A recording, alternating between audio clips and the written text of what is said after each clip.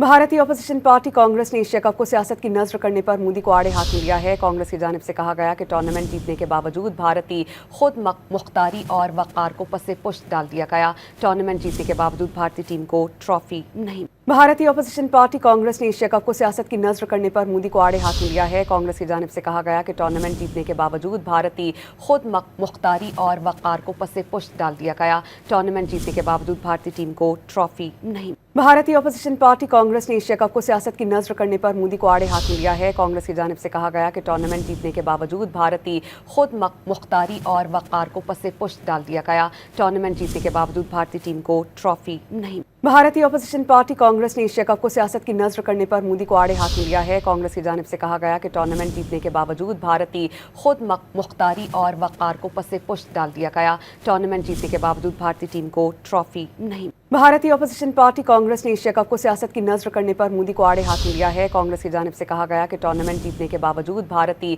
खुद मुख्तारी और वक़ार को पसे पुश्त डाल दिया गया। टूर्नामेंट जीतने के बावजूद भारतीय टीम को ट्रॉफी नहीं।